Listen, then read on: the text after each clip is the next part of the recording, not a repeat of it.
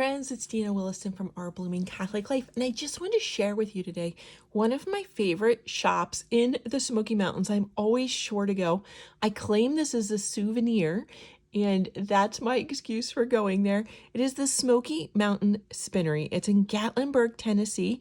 It is in Winery Square, which makes it sound fancy, but also it's in the same plaza or shopping center, whatever you want to call it, with the Salt and Pepper Museum, which is a must-see in Tennessee. There's just no quite way to describe how you can learn about America and time periods through salt and pepper shakers, which sounds crazy, but it's a tiny museum and it's amazing. This is in the same parking lot, and I love this store. It has everything, whether you're a spinner, crocheter, knitter. I think they have things for weaving. It is just so many fiber arts there, and everyone is lovely. You get people more or less knowledgeable about different things. You know, any shop is going to be like that. But let me show you what I found there. This is going to give some of you seizures. I apologize. I ran out of the store because I was in a hurry. I was meeting back up with my husband, and he popped into the store and surprised me, and I wanted to hurry up and get out. We had a lot of plans for the day, so I forgot to ask them to put my yarn into a cake, and so I balled it. Brace yourselves. I balled this yarn. I had to wrap the hank around 2 chairs and run around in circles, but I balled it. But forgive that. Look at this. Isn't it amazing? It is a custom job. I think I have the card here. Yes. This is called Summer Fireflies. It is a special, exclusive yarn just for Smoky Mountain Spinneries. It is made by Savannah. Oh, it's by the Copper Corgi, a fiber studio of coastal Florida. And you can find her at thecoppercorgi.com. But this is an exclusive for there. It is called Summer Fireflies. I knew exactly what it was the second I saw it. There was no mistaking that this was fireflies in the Smoky. If you know anything about me and the firefly situation in our backyard the last couple years, I fell in love with this yarn. But it's also, you've seen me, it's a bit glitzy for me. So don't worry, I found a second yarn. This gorgeous, please bear with me. I know it's going to kill you to see it bald. Is that not gorgeous? Let's see if I have the tag for that one. No, I can't find it. I believe that is called a Kathmandu, not like Kathmandu, but Kath, Kathmandu. So I gotten 2 of these for one of these, and you can see the first one's almost gone. It's like little planets here. And what did I make with it? You want to know what I made with it? Well, this is my excuse for making it, was I forgot to bring a hat with me. Of course, did it get done on vacation? No. So here is what it is. It's kind of a slippery cable. And because I didn't count it out correctly, so I ended up in the back with one extra kind of funky area, and I just moved it along as I went. So I just did a simple crossover. I thought it was lovely. I started out with a 1x1 rib, moved to a 2x2, crossed over roughly every 6. But you can see this one crosses over here, but now it crosses over here. So it's moving. I don't know. I really liked it.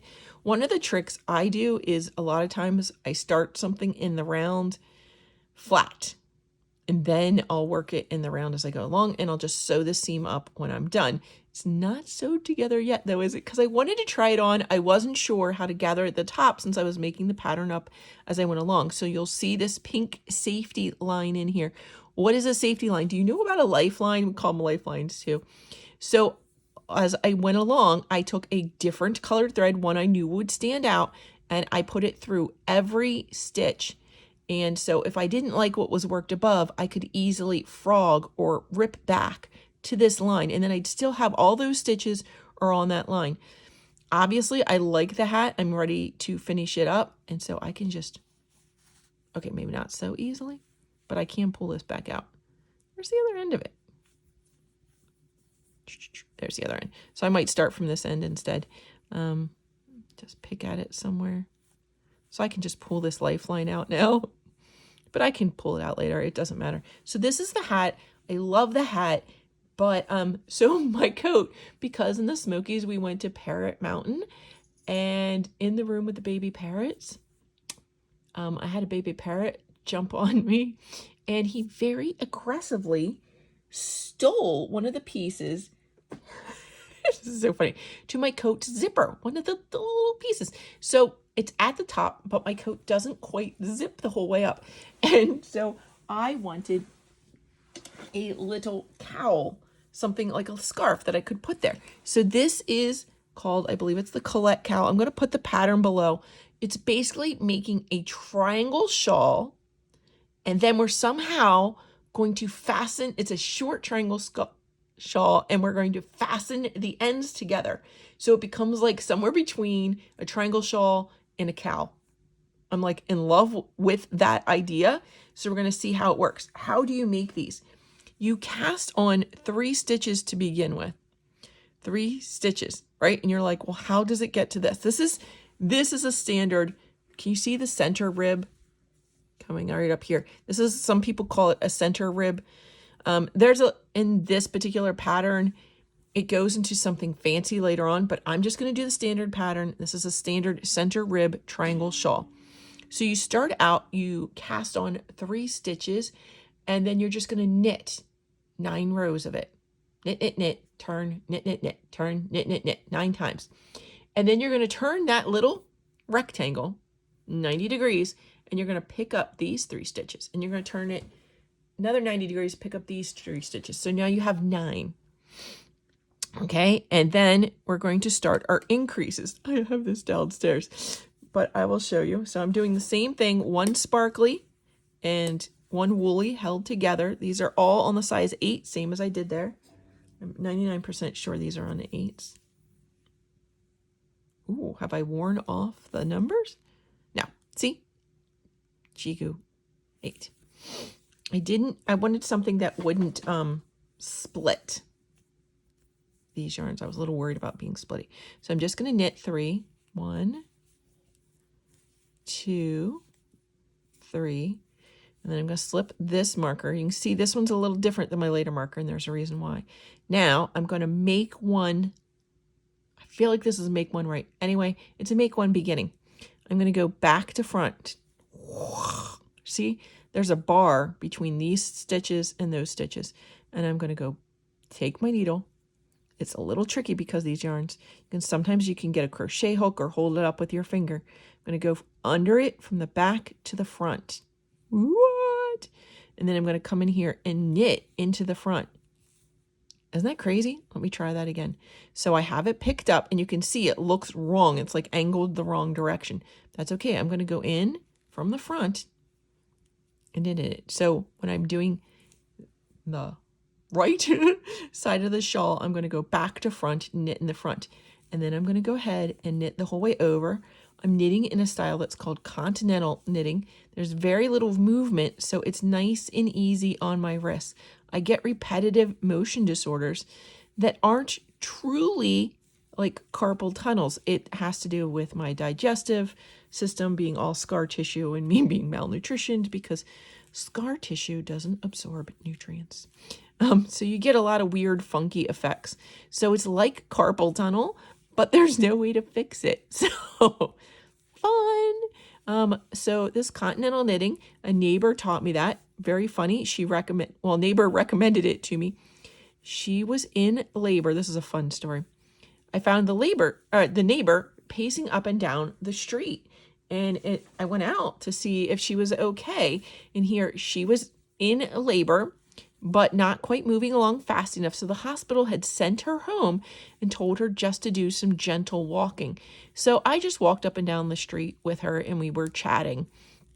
And I was telling her, she was asking if I knit, and I explained to her why I did not knit. And she said, oh, well, you need to try continental knitting. You're going to want to go to this place and talk to this person and tell them I said that you need to learn continental knitting, and she will teach you. And she did, and thus began my knitting adventure. I taught myself previously from these really old, like 1950s books that were super fun, but that's when I realized I couldn't knit. I made all my nieces and nephews that I had at the time these adorable little garter stitch mittens. Oh, I'll have to get those books. I'll show you those books. I love those books still. They're classic books. Okay, we're still on the right side of our shawl, but we've reached our next marker. So we're going to pause here for a second. We're going to do the exact same thing we did before. Now you can really see this, right? So we're going to go back to front, make sure we got both of those, and we're going to knit in the front. Now we're just going to pass this marker. This is our big fun center rib going right up the middle. We're going to go ahead and knit that. Slip our other marker. Now these are the same color as these markers. I chose them. I basically have purple and green markers are my main ones, so a little funny. That's awkward for this project. I didn't want to go digging for new markers. So what I did was I used the big ones over here and the little ones. Sometimes if I only have one kind of marker, I'll double it up when it's saying something super special. Now I'm on the left side of the shawl. So what am I going to do over here? I am going to do front to back. Did you catch that? Front to back. Ah, this yarn keeps trying to get in on the action. Front to back. Ah, see, that time I only got one. You really have to look. Okay, I'm going to try and hold this completely out of the way so it's not in the shot. Get over there. Okay, so you can actually hold it up with your finger if you need to. Front to back. I've got both of them. Okay, yarn, come back now. I need you. And then I'm going to knit in the back. So I'm actually going, can you see that? I'm going back here. Ah, only got one. See why I couldn't have too pointy a needle? Because I would have split that. So they need to be pointy enough to get both of them, but not so pointy that you split the yarn. And again, we're just going to knit our way over. So one of the first things, if you're just starting knitting, this is actually one of the things they may give you to knit. This is a pretty early on project that you often get. And it's something that really the yarn is doing most of the work, but you're learning great stitches here. If you're doing this, you're really working on your knit and your purl. You're going to see the purl in a second. And you're going to learn how to make one right and make one left. I always forget which is which. That's the thing where we're going under and picking up a bar. Weird, right? But I always write it down. One of them is going to be front to back and knit in the back, and one of them is back to front, knit in the front.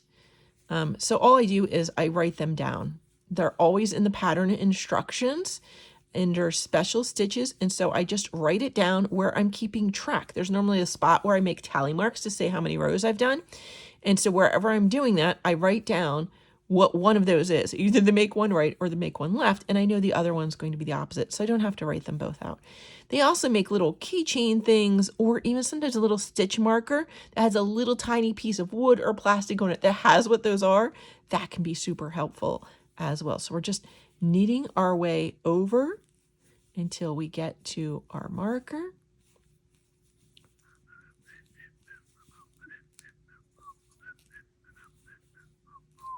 I can't whistle. My poor dog does whistle commands. He came that way. He was a rescue, and I can't whistle. It's very awkward for us both. So again, going from the front under to the back. So front to back, we knit in the back. It's whatever word you say last, that's where you knit. So front to back, knit in the back, and then we slip this marker, and then we knit these three. So the features of this kind of shawl are you're increasing 4 stitches every time. You're increasing one here, one before this marker, after this marker, one before this one, and then one over here. So 4 stitches we're increasing. It also has, see, this garter edge. So these 3 outside stitches are always going to be knit. No matter what side you're on, it's a knit. So it makes something called a garter stitch. The main body of it is knit. Well, it's knit on this side, but let's go ahead and turn it over. On this side, it looks like it's all purl. That's called a stockinette stitch. So again, this is the wrong side, although some people like the wrong side better. There's no shame.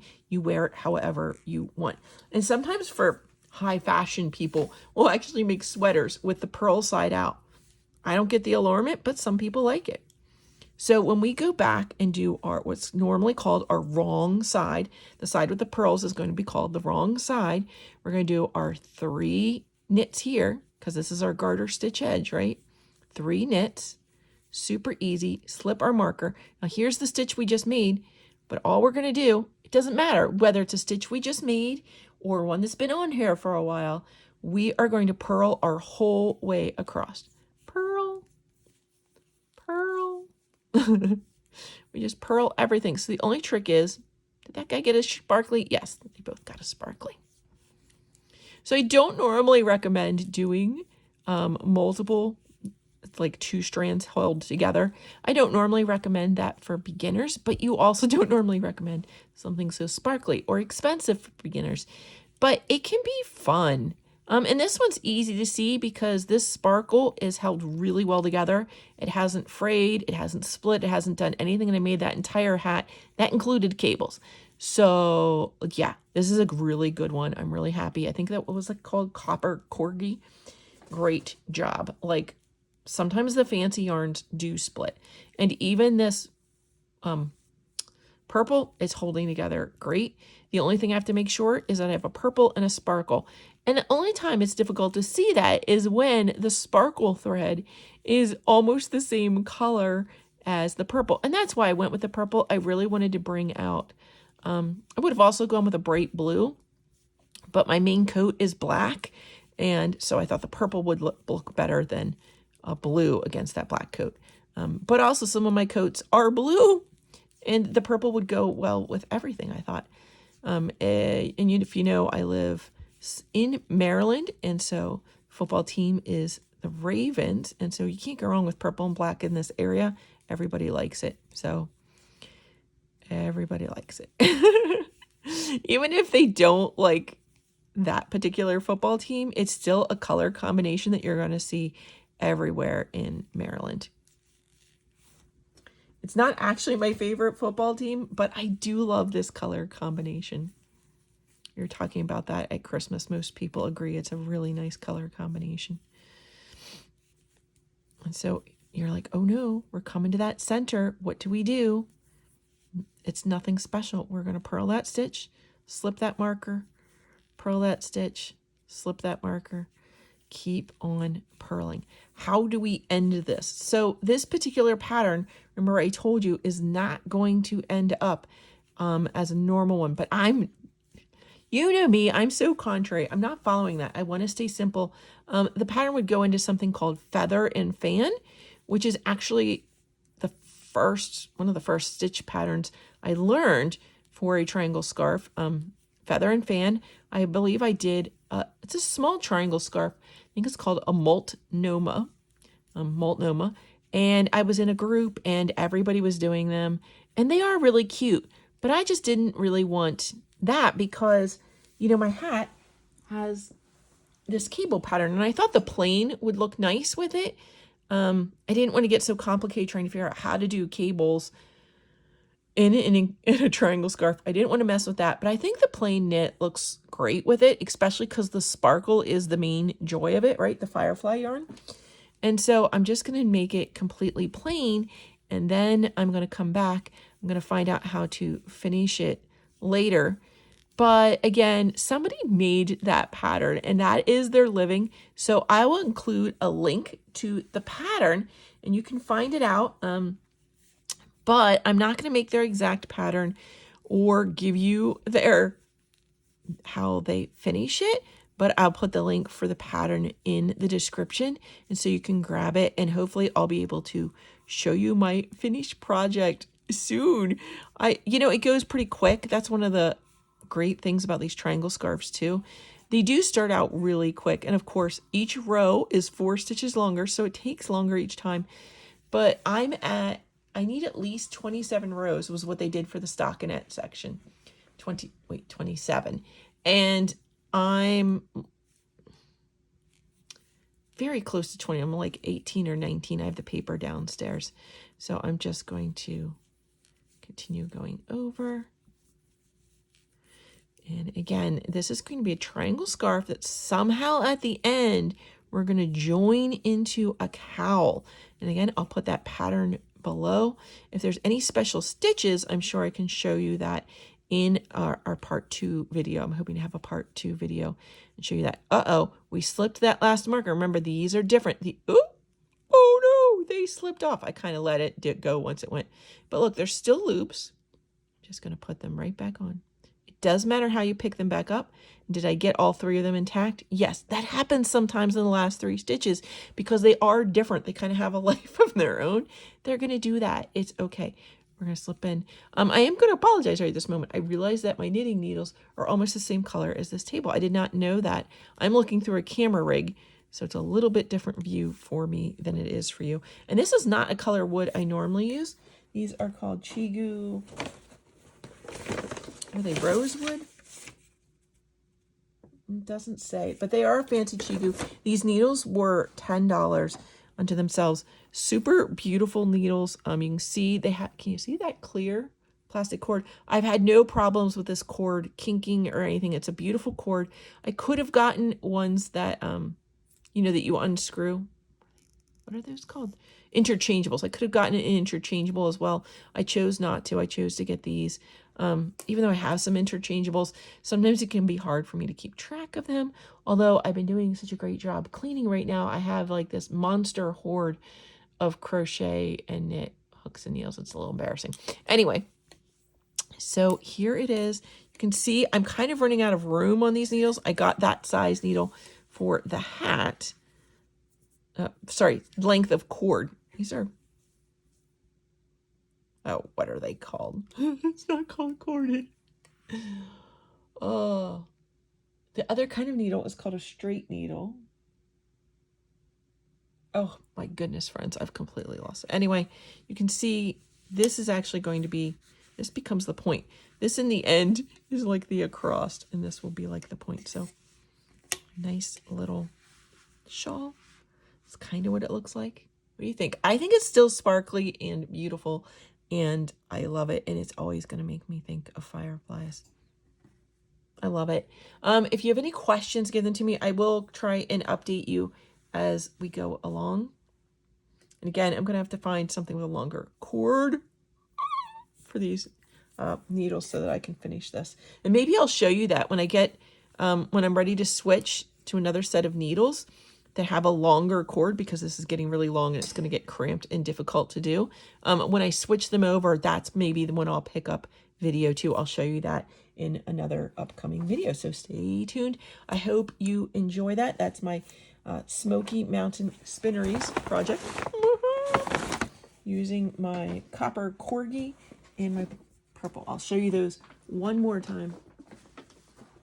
These were my 2 yarns I was holding together. So you can see the purple's in there. So I could have gone with that purple or that really dark blue, or I consider this blue here. I don't know. But you could go with any of those colors. There was one different colorway of these for every season in the Smokies. This was the summer. I think there was also a wildfire. Whoa, we don't want that. Nobody wants that. Wildflower was the spring one. And there was also a winter. Oh, and the fall leaves. They were all so gorgeous, friends. It was hard to choose, except that I have such a love of fireflies. I went with this one. But there's 4 colorways. They are exclusive at that spinnery. Yeah, I'm not getting paid for any of this unless you, friends, watch the ads or do a super thanks or a super chat. God bless you, friends. I hope you like this project. Let me know what you think. God bless you. May God bless you and keep you. May make his face to shine upon you and to be gracious unto you. And may the good Lord bless you. In nomine Patris et Filii et Spiritus Sancti. Amen.